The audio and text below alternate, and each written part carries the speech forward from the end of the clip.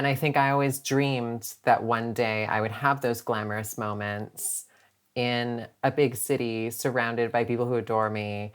And in this instance, maybe it was just one person who adored me and who I probably adored a little more than she did me. But it really was just a thrilling moment of feeling alive. Hello, my name is Kay Anderson, and you are listening to Lost Spaces, the podcast that mourns the death of queer nightlife. Every episode, I talk to a different person about a venue from their past, the memories that they created there, and the people that they used to know. So, one of the things that I really love about doing this show is obviously getting the chance to learn about different people's experiences and circumstances, but within that, there's often a really nice reminder of how nobody's journey is the same. Like, there are so many ways to come out, there are all of these different ways to fall in love, and there are all of these different ways in which a space can be important to you. Like, for instance, some of my guests have only ever been to the space they talk about once, whereas others have gone there religiously over a period of years or even decades. And then there are some people who went at different periods of their lives. One such person is Morgan M. Page, the Canadian writer, artist, historian, and host of the trans history podcast One from the Vaults. Morgan first went to Goodhandy's in Toronto as a fresh-faced 19-year-old, but then over the years had a few different periods where the space wove in and out of her life, each time offering something a little bit different. We caught up to talk about call center scams, conspiracy theories, and developing warm and fuzzy feelings for someone who is supposed to be just a friend. Let's get into it.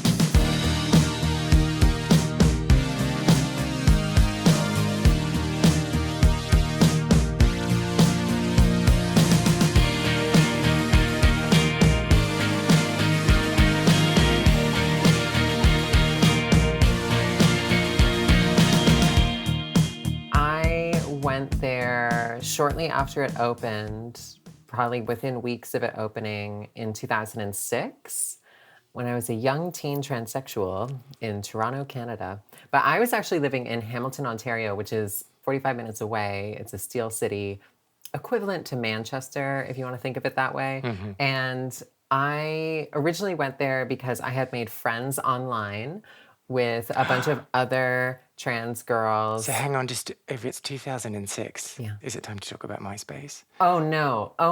I was too pretentious for MySpace. I was on LiveJournal because I'm a writer. Sharing all of your thoughts. Oh, amazing. Yeah, I love long-form life casting online. And in 2006, I made friends with all these other trans girls online. And I was super young. I was like 19 years old, living on my own. Kind of my life was a mess in lots of ways. And I had started transitioning several years earlier. And now I was just starting to make trans friends. And this girl, Becca, who I was totally obsessed with, invited me to go to Toronto with her to this new nightclub that had opened because it was like going to be the first trans venue. And I was like, okay, cool, I'll go to that.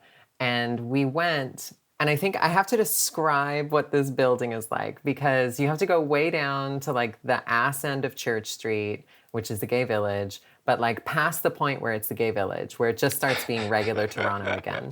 Well, so how do you know? Because like there just stops being rainbows and unicorns. Yeah, and you just feel the need to like pull your coat up a little closer, like, oh, I might get mugged down here.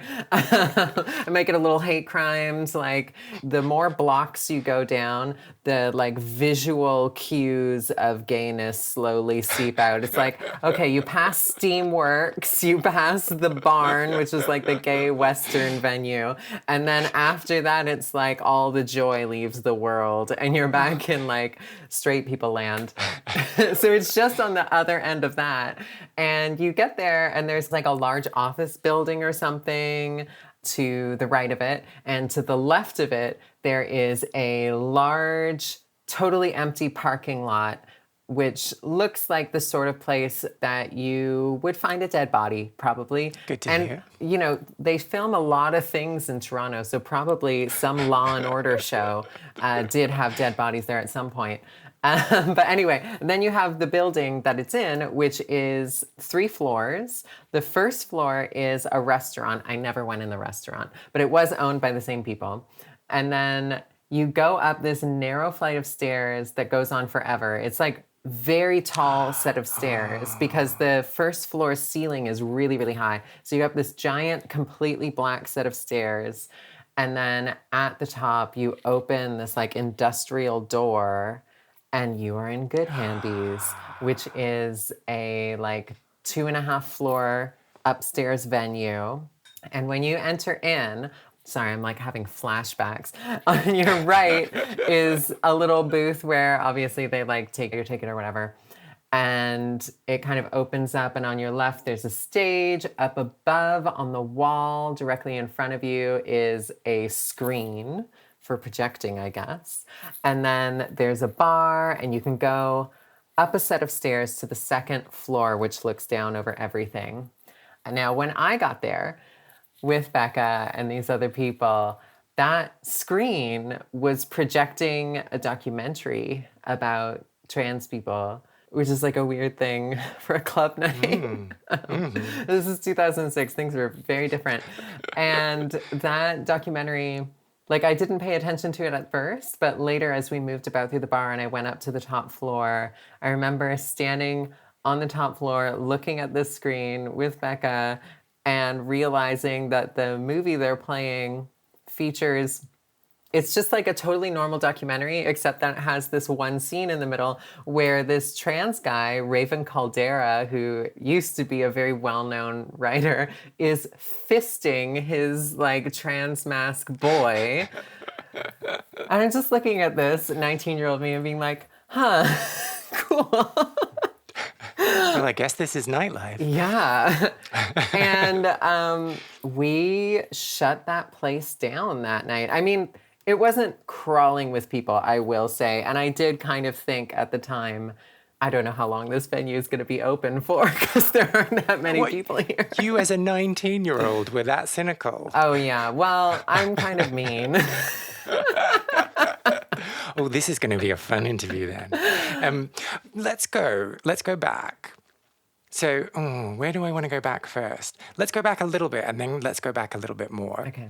Going up those stairs the first time, I mean, to me, it sounds terrifying, right? Like, I'm new to nightlife. This is a place that I've been told about, and I have to climb up this never-ending staircase and then go through a really heavy door. What was it like for you? What were you thinking?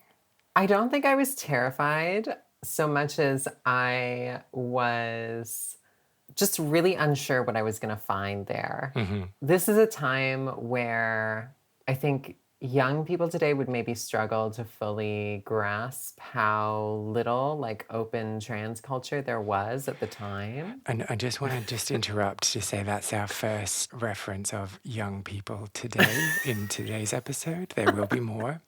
Carry on. Yeah, I identify as a grandma at 35. But yeah, I just fully had no idea what to expect. I was a little like, oh, is this going to be a chaser bar? Like, is this going to be a bar that is meant for cis straight men to come and like ogle at trans women, which was not what I was interested in. And mostly, I think I was just really excited to hang out with my friend Becca, who I was only just getting to know at the time. And while I am mostly a person who only dates men, I was having a very particular experience that a lot of trans girls go through when we first start to meet other trans people, where we have like a sisterly affection. And I had a big girl crush. Well, yeah, that was going to be my next question, because I made a note when you said you were slightly obsessed with Becca, and I want to know all about it. Yeah, I mean, she was and is an amazing person. And we have had a very complex sisterly relationship over the past however many, how long has it been? 17? 2016, so yeah, Yeah, yeah. however many years. But anyway, she was kind of everything I wanted to be at the time. Like, she was older than me. She was like 26 and I was 19. And she lived in Toronto, which seemed really exciting. And she had all of these friends and she was queer and she was part of the queer community in a way that I wasn't, and just seemed really like smart, so sharp, so smart. So there was this kind of like be you, fuck you dynamic where I was like, I don't know if like Ah, the issue here is that I want to be you or I want to have sex with you, but either way, I want to be around you a lot. So yeah, this was one of the first times we hung out, I think, maybe like the second time. So I was very starstruck and I was very like, who is this glamorous person? Anyway, and how did she respond to that adulation? oh, I think she loved it. Um, I mean, we had our moments, let's say, but Go in a good on. way. Like many a time we made out. And in fact, that evening, there are some really funny pictures of the two of us because even though I lived, like, I would have to take a night bus to get back to where I lived, I ended up staying out all night with her just because I couldn't really tear myself away from her. And so there's these really funny photos that the owner of the club took when literally everybody else had left the club and it was just the two of us dancing to, of all things, and I remember the song for some reason, but it was Wig in a Box from Hedwig that they had put on. And we're dressed atrociously because it's 2006. But the two of us are doing this like almost choreographed, like big dance routine in the middle of the dance floor, completely alone, which Aww. was very funny and very cute. That's kind of like the best time to be on the dance floor, right? Like when all your inhibitions have gone and then all the people have gone as well. Yeah, I just wish that I had known how to dress myself or do my hair back then, uh, because the photos are tragic. But it is a very special memory to me. I think it was one of the first times, not to be like overly cliched, but I do think it's one of the first times where I ever really felt free, where I ever really felt like I'm in my space and I'm with people that I care about and I feel, I don't know, thrilled at being alive in this moment.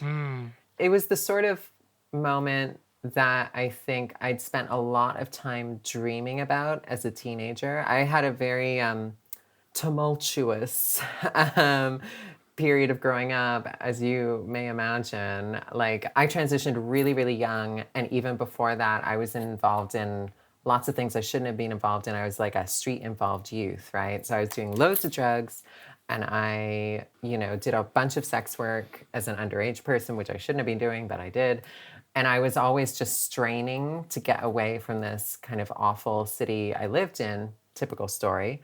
And I think I always dreamed that one day I would have those glamorous moments in a big city surrounded by people who adore me. And in this instance, maybe it was just one person who adored me.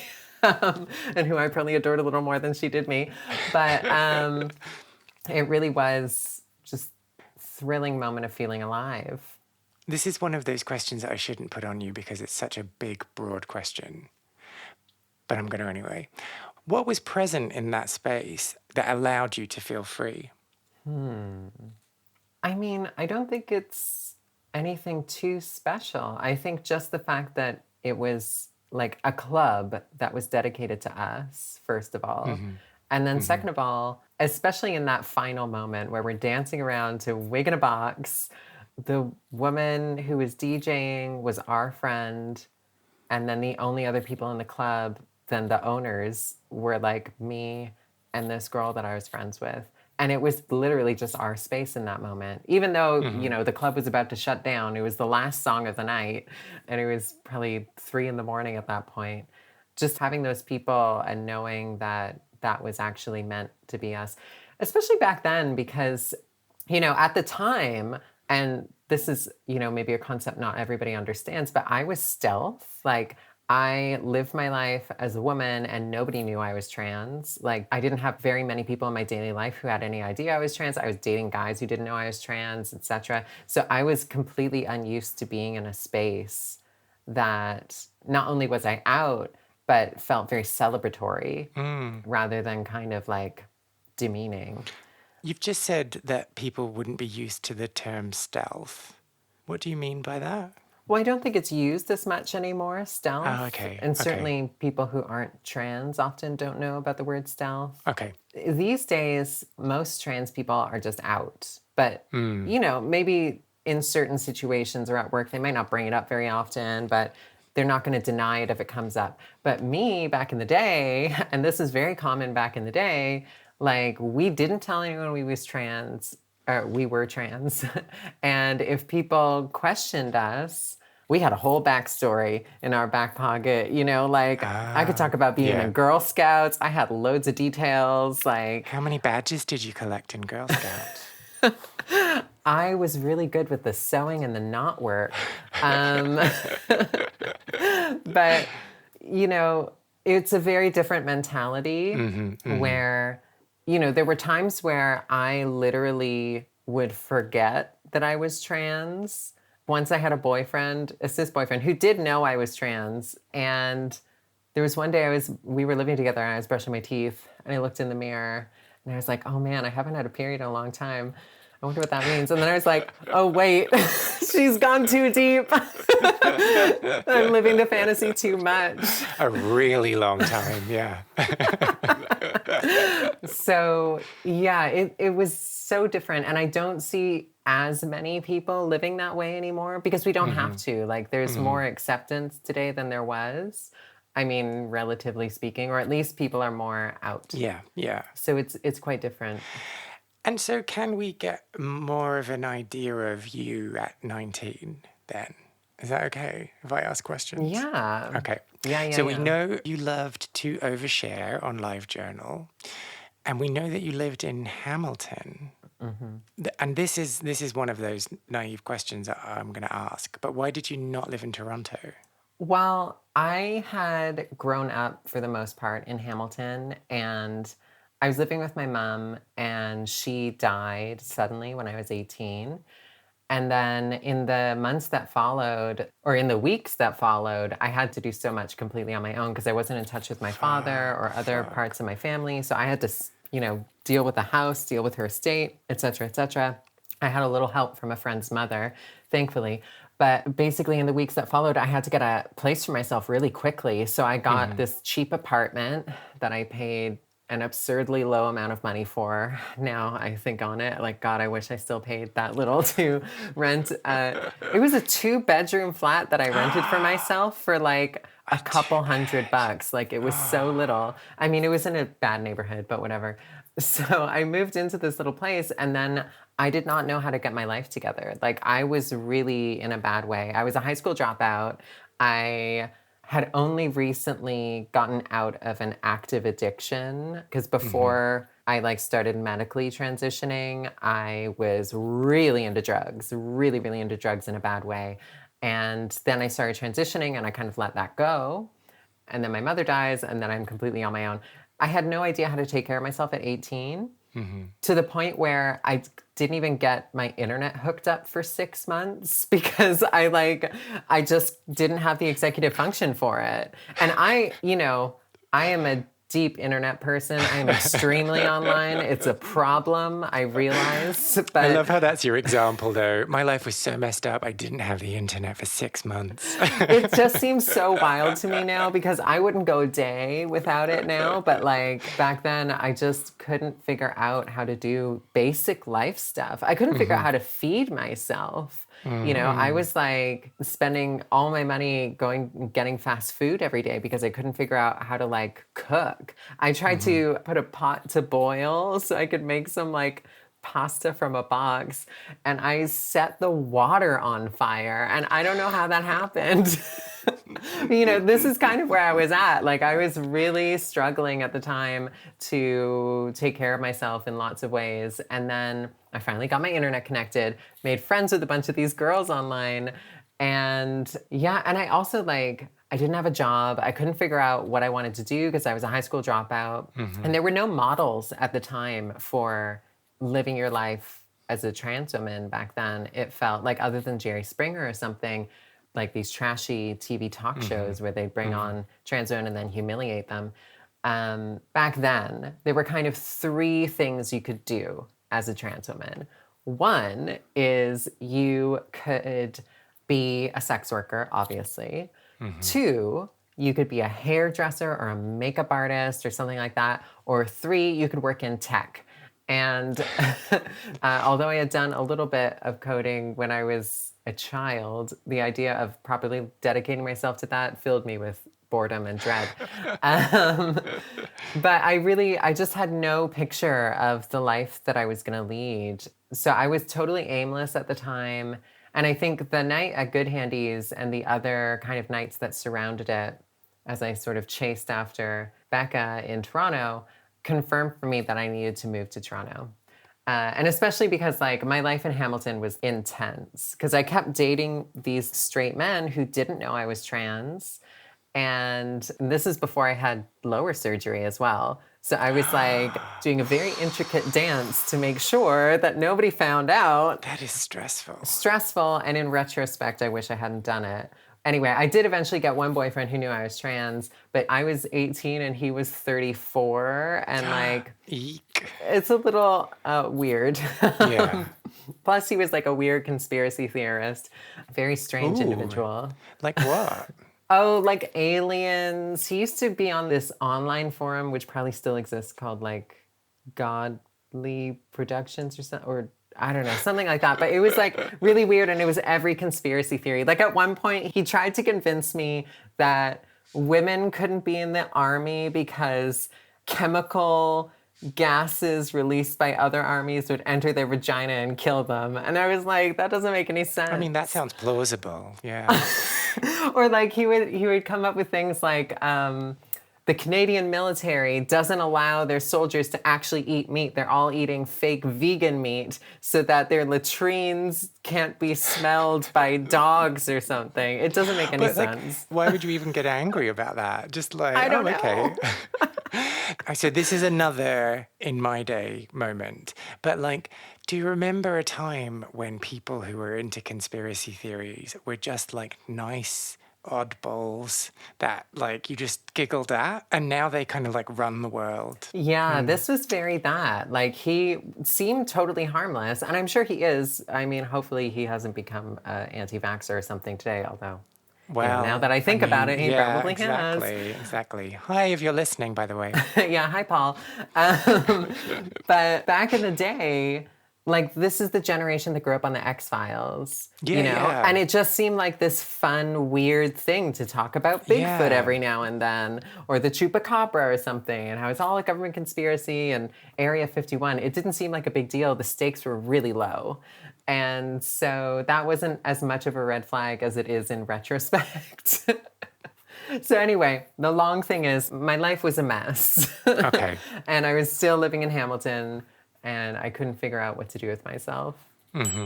Time for a quick ad break. So, as you know, this show is all about spaces. And one of the things that I am particularly interested in exploring is, what are the ingredients to a successful space? Is it about the host? Is it about the people who happen to be there? Is it about the ground rules? Or is it a magical combination of all of the above plus a little bit more? Well, luckily, I have been given the opportunity to find out. I have recently partnered with Spaces, the new group chat app for queer communities.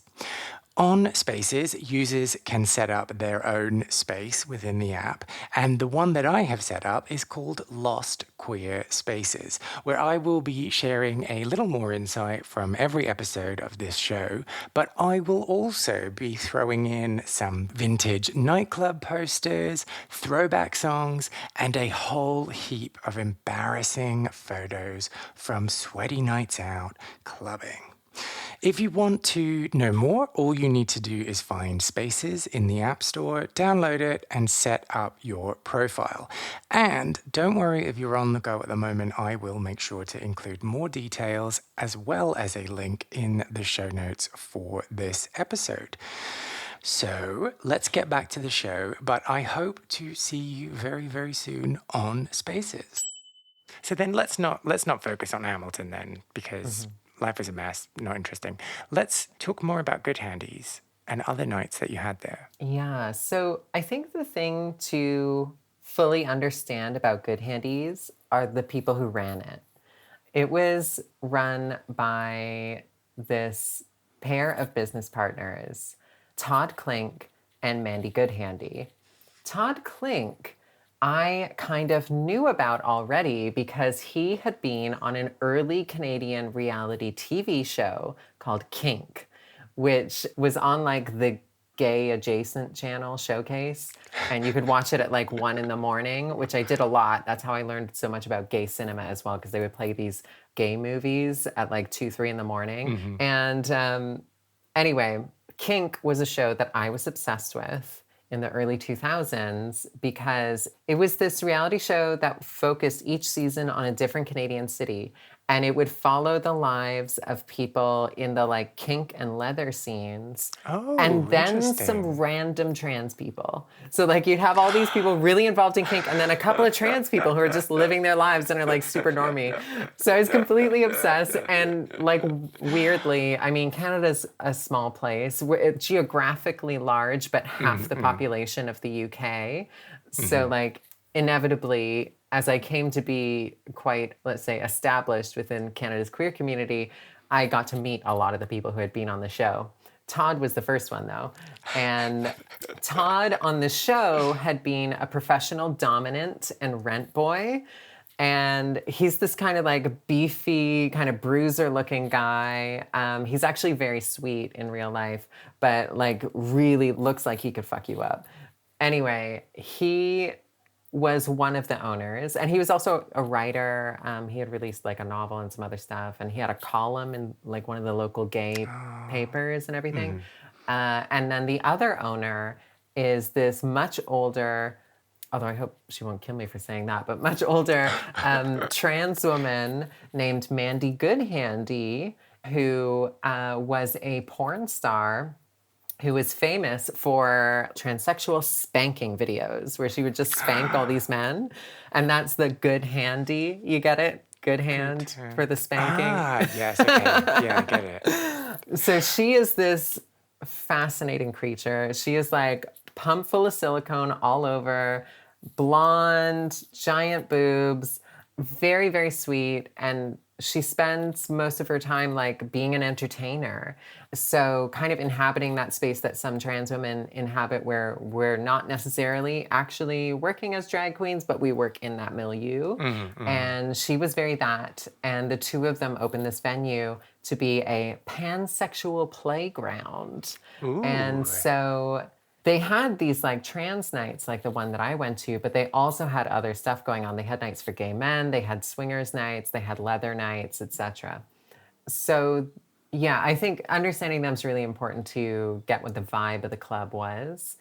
But my interactions with Goodhandy's went on for many years, for basically 10 years. And over those years, it changed a lot. So originally, it had just been this kind of dance place, but very quickly, they brought in the trans strip club nights. So they put in a stripper pole, and then it became this venue for trans sex workers where the girls would come and then they would just like do a couple pole shows in the middle that no one would pay any attention to. I mean, it was never packed on those nights. On the like gay men nights, it was like packed. But on the trans Oh, nights, there's it was so never many super of them. packed. Well, and so is this the organization trying to pivot to attract that cis male audience that you were talking about before? Is that why they had the stripper night? Yeah, well, and I also think that, both Mandy and Todd were very involved in the sex industry. And in various ways, they also owned together some porn websites and production companies and things like that. And so they were just trying to integrate Mm-hmm. their whole business into it. Because also, like, they then created a website that was like Canadian Tea Girls, where they would get the girls who dance in the club to do solo porn clips for their online business. Ah, okay. So it was just like all feeding into each other. And I think it was a very, if we build it, they will come kind of moment Mm-hmm. where they thought that they could create, and certainly for a little while they did, but create like a club culture for trans women and the men who love them, let's say. And I think Mm-hmm. just economically, that made more sense to them than their original effort, which had been to try to make this like just trans event that was for Yeah. all members of the trans community, whatever, because trans men weren't going to go to a space like that really. At least not at that time. Probably now they would, but back then, no. And Why do you say that? there's definitely been a tonal shift in trans men's relationship to sex work, to hooking up with guys. Like it's way more open for trans men to be able to hook up with guys now. Mm-hmm. Back then, it was like not super well known or popular in lots of ways, and often looked down on sometimes online. Mm-hmm. And the communities were really divided because, like, trans women existed in this world with the chasers and sex work and things like this, and is a very classed thing, right? Like, we were working class. Mm-hmm. Or like sub working class a lot of the time, a lot of us living in poverty, a lot of us homeless.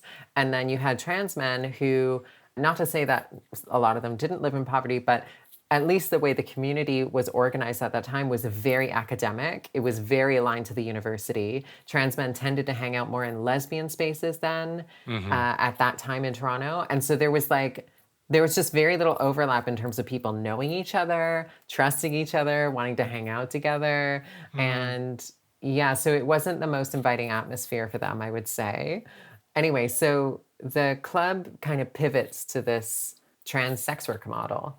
And within a couple of years, I guess they noticed that like the girls would meet up with essentially John's like clients in the Mm-hmm. venue, but then they had nowhere to go. Like they would either end up in that creepy parking lot that I told you about, Oh, or yeah. they would go back to someone's flat, which in Canada we call an apartment. And Thank you for translating. I wouldn't have known otherwise. I'm the Canadian whisperer. But anyway, so they would go back to somebody's apartment, and then who knows what would happen, right? Like, it wouldn't be the most safe thing. So they came up with Mm. this idea that they could create on the second floor these diamond booths, which were really like shoddily put up with some plywood, basically painted black, so it would all match in. But they were these little wooden boxes where you could take your clients and do sex work in there or private dances. And so Goodhandy's then became a brothel.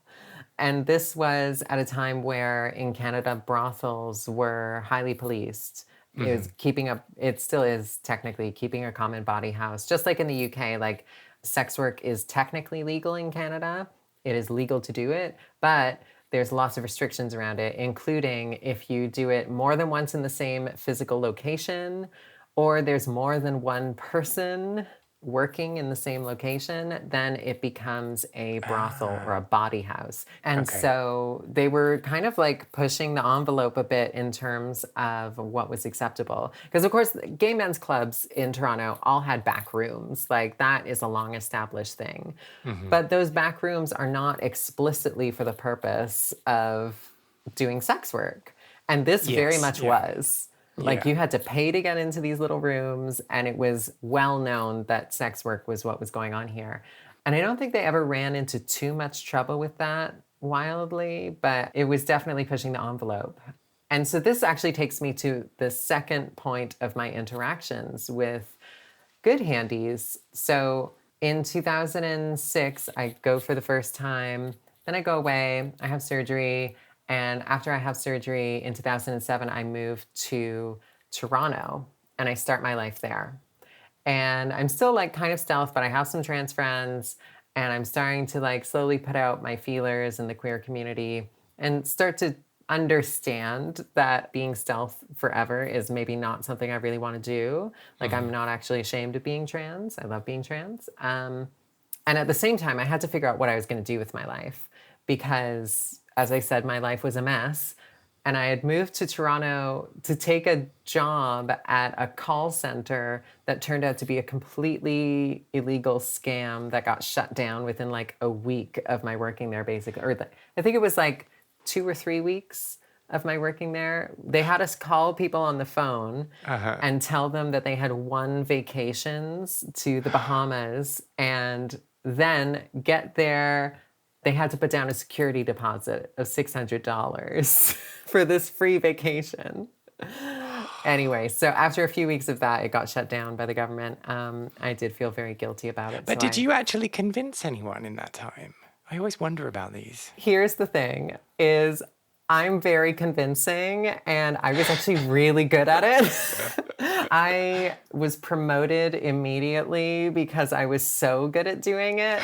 I mean, it didn't all add up, but I was like, it's a job, so it must be legit. And so I They're was praising me. Yeah, everyone thought I was doing great. And people were so happy when I talked to them on the phone. So I only started putting it together after a week or two.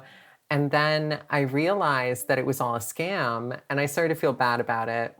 And so whenever I would get someone who was over the age of 55 or under the age of 25, I'd just be like, hang up immediately. Like, please hang up now. Even though the calls are monitored. Then I came into work one day and it was like the police were shutting them down and whatever. So that's how I landed in Toronto. And then I worked in all these like crappy like cafe jobs that I could get, like anything I could get at all. And the next part of the story, which does connect with Goodhandies, is that in 2008, I got a call or a text from Becca, the girl who took me to the club originally, who I was still friends with, very good friends, but no longer smoochy friends. And she was like, hey, there's a protest going on tonight at Homewood and Maitland. Are you going to be there? And I was like, oh, I don't want to go out. I just worked all day. I'm a working adult now. I'm tired. But I was like, whatever. Okay, I'll go because Becca told me to go there.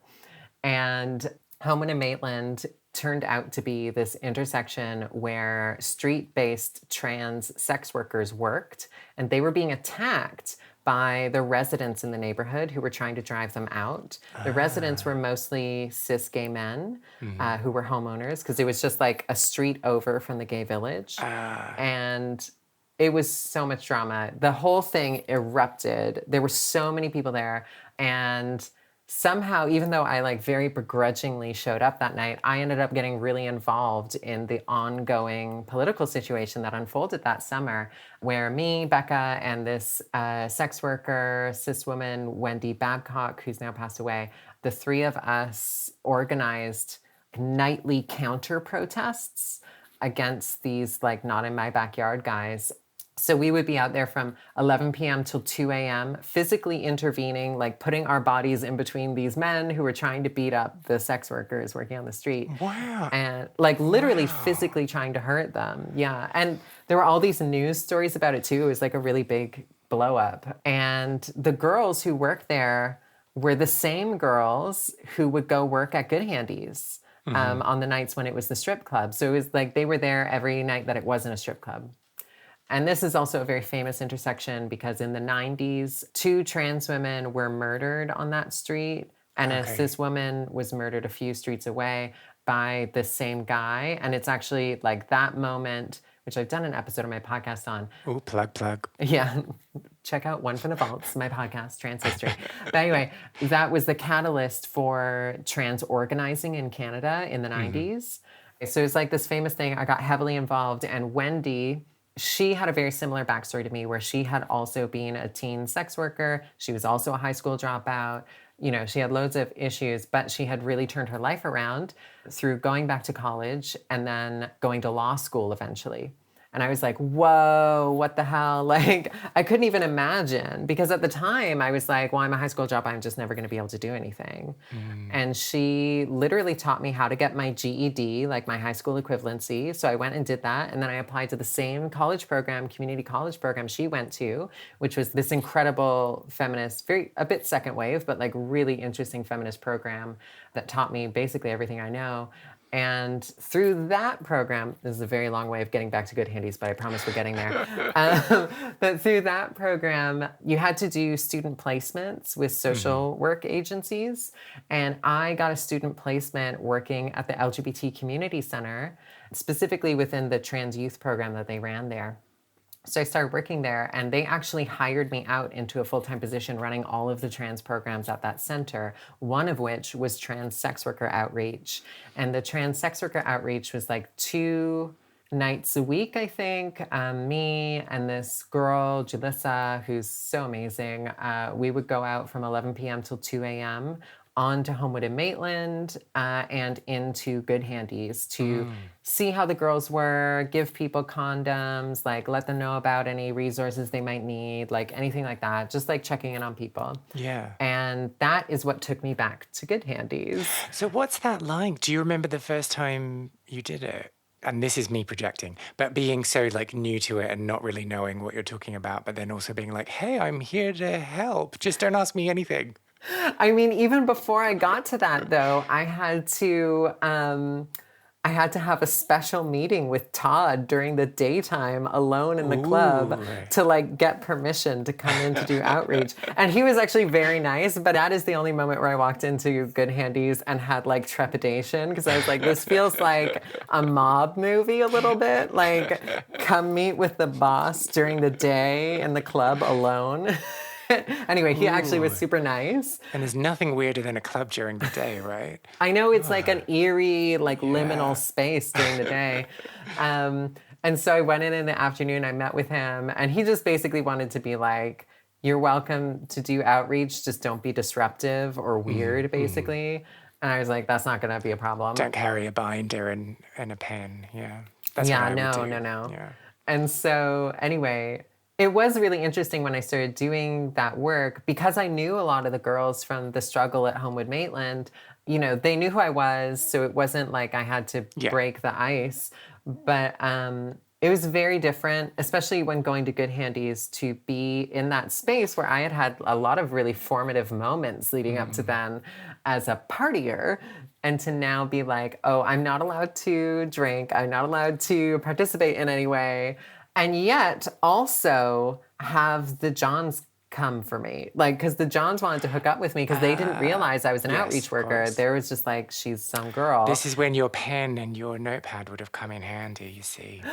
Yeah, exactly. I mean, putting a large, like, Ziploc bag of condoms onto the table, unfortunately, did not deter the men. It leads them on, I think, you know, like, look how many you'll need. Yeah, and so, I mean, there were a lot of wild nights. Definitely some of the girls did not like that the clients were trying to come on to me. Oh, of and course. that caused some tension sometimes as, like, competition. I had to keep reassuring them, like, I'm not going home with them, like, it's not going to happen. I'm just here to help you.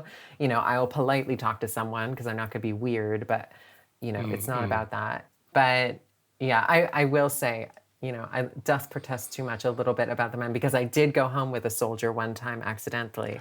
Ooh. What's it? You were on shift? Yeah. I can say that now because it's been many years. No one's going to come for you. It's fine, yes. Hot soldier. Carry on. Yeah, there was this hot soldier, like kind of really muscly, and he would not take no for an answer.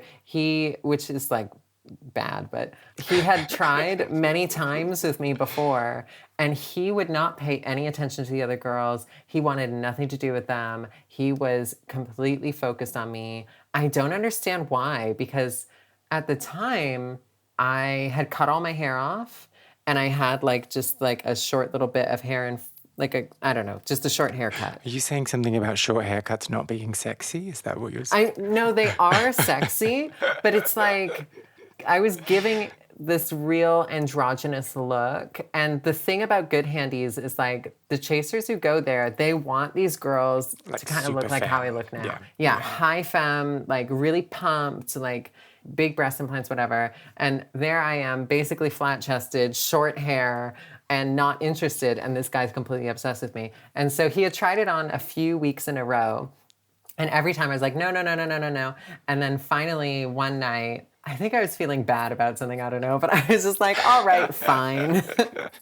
And so I took the guy home and we had like a very mid-range time together before I threw him back out on the street. So out of 10, what would you give him? Like a 6. Oh, that's all right. It wasn't the worst time, but But I guess with the lead up, with all of that pursuing, you're going to want it to be amazing, right? Otherwise, it's just not worth it. yeah. Well, the other reason that it's memorable is that it was the last time I had a drink. It was the very last drink I ever had, and I haven't drank since. It's been like almost 10 years, I guess, but I haven't drank since. Well, because it was so mid-range. Like, are you used to just exceptional sex? And this was like, nah, man. I mean, no. I had realized that I had an issue. Like when I was a teenager, I was like full blown addicted to some drugs. And then I got off of that. And then when I moved to Toronto, I was like, oh, I could be a normal adult now. I can party with everybody else. I can drink. And then that quickly turned back into drinking a lot, making an ass of myself, basically. Yeah. And then also doing loads of drugs. And it had gotten really weird and intense over the previous year. Like a lot was going on in my life. My dad died, and I got assaulted by a couple of guys, and just all this stuff was going on, and I was having these bad relationship drama because I had basically sworn off cis men and decided to only date trans men. But then I was dating some not very nice trans men who treated me really poorly at the time. And so I was just like, I was going through it. And then anyway, on this night, this fateful night, I had already decided to quit drinking, but then this guy offered me a drink. And I was like, okay, fine. I'm not paying for it. One last drink. And then I had this drink and I took this guy home and had a very middling experience with him. And after that, I was like, okay, now she's done. She's done. So it was fine. It was fine. But So it wasn't because of him then? no. It's just the circumstances around. Okay. Yeah. But anyway, so that was another kind of highlight of my life with Goodhandies. And so, yeah, Goodhandies just kind of like kept weaving into my life in these really interesting ways. And so do you remember the last time you were ever there? It was probably one of my outreach shifts, to be honest, because at the end of 2013, I had this boyfriend who I was completely in love with. We were like gonna get engaged that December. We had kind of like hinted around it. And then like 2 weeks before we were supposed to go to his family's house, he died very suddenly. And it was super awful and traumatizing. Like he died in front of me also, which was like really intense. But anyway, so he died totally unexpectedly, and then I decided I was going to leave Toronto, that I couldn't handle Toronto anymore. Toronto is like a great city in lots of ways, but it is also a city that is really petty and vindictive and like doesn't treat trans women very well often. And I had just gotten sick of it. And after Jack died, I was like, okay, I'm gonna get the hell out of this city. So I made a plan. To come to Turf Island? No, not yet. You're jumping ahead. I made a plan that I was going to move to Montreal, into the French-speaking part of Canada, because I was like, I'm an artist, and that's where artists go to live, because it's really cheap and artistic, and everyone's French, and then I'll learn French, and it'll be great, and I'll be like Celine Dion's best friend. Obvi. I thought, I hadn't completed my college program because I had been hired out of it, so I was like, I'm going to go and get a degree in social work, and I'll go to Montreal to do it because I love visiting Montreal. I had friends there. I'll have a great time. Spoiler alert, I did not have a good time in Montreal. But did you learn French? Did you get anything from it? No. No, I didn't learn French at No. all because if they detect you that you don't have a Quebecois accent, they'll just switch to English. Oh, I damn can it. basically, like, I can ask for a bag at the at the shops. Je voudrais un sac, but that's about it. But anyway, yeah, so I made this decision that I was going to leave, and I left the quitting of my job to kind of the very last minute because I didn't want people to know that I was going either. Oh, drama queen. Yeah. I'm a little bit of drama queen. I didn't tell any of my friends that I was moving. Like nobody knew that I was going to move. And then I handed in my notice. I did give them like 6 weeks, but I had been there for 4 years at that point. So, and it was a hard position to like replace. But anyway, I was sick of my job. I was sick of the city. I gave them my notice. And then one of the final days that I worked there, I went to Goodhandy's and it was completely dead. Things were really changing for the like trans sex work world at the time. Like the street-based sex work pretty much disappeared because people could do things online now and everybody had a smartphone, so everybody was just doing it, through Craigslist or whatever. Similarly, the nightclub was getting a lot less people. Goodhandy's was definitely in the decline at that time. And to be frank, I am shocked that they managed to keep it open much longer than that. But it was dead. There was like no one there. There was like maybe 2 girls or whatever. And that was pretty much it. The day after I left my job, the day after my final day, I moved to Montreal. Again, without telling anyone until I didn't even, like, nobody knew. And then I moved to Montreal. And then afterwards, I told people. I was like, oh, by the way, I moved to Montreal. Oh, you just like updated your Facebook profile, didn't you? I Like if it's- did. I think I made a post about it, but I was just like, by the way, guys, I moved to Montreal today. Oh, that is so mid-tens. Mid-tens? Oh, what do It we call really it? is.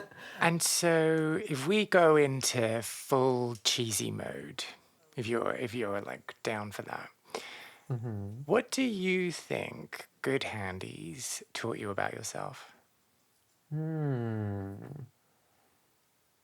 I think I learned at Goodhandy's that I could be all the parts of myself at the same time without compartmentalizing them.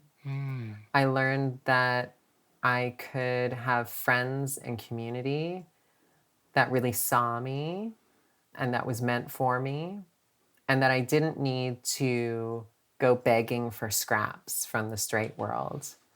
I also learned that there is a lot of difficult politics that you're moving through in any space like this, where even as inclusive as it seems, it could be very exclusive at times, like there was a time when none of the indigenous trans women could get into Goodhandy's. They were all banned as individuals, not as a block, but Oh, like because their lives were more marginalized and were less stable than other people's yeah. lives at that time, they weren't allowed in, and it was a whole issue, and we had to like try to negotiate at one point. So as accepting and amazing as it could be, it was also like super problematic sometimes. Okay. And then my final question. If you could give some advice to that 19-year-old that was bundling up the stairs with a massive crush on the person that they were there with, what would you say? I would say all of your instincts are right. Start listening to them. When people seem like they're bad people, don't go with them places. And the things that you are drawn to, community, to art, to the better side of nightlife for sure, those are the things that are going to save you, you know? I think 19-year-old me had not figured out that yet, and it would take many years to really work it out. But she was on the right track by then. I think that night when she first stumbled up those steps, I think she was stumbling into something that was gonna definitively make her the person she would eventually be, which is me. Aww. Aww. Do you have any memories of Goodhandies or clubbing from your own queer scene that you want to share? Well, if you do, please get in touch. I want to create the biggest online record of people's memories and stories of queer clubbing. Go to lostspacesPodcast.com and find the section Share a Lost Space and tell me all about what it is you got up to. Bonus points are always awarded for embarrassing photos. You can also reach out to me on Facebook, Instagram, and Twitter, where my handle is Lost Spaces Pod. Find out more about Morgan by visiting her website. I'm going to spell this because I'm not sure how to pronounce it. odofemi.com. Odofemi? What am I missing? I don't really understand. Anyway, if you liked this episode, I would really appreciate if you subscribed, left a review on your podcast platform, or just told people who you think might be interested in giving it a little listen too. I am Kay Anderson, and you have been listening to Lost Spaces.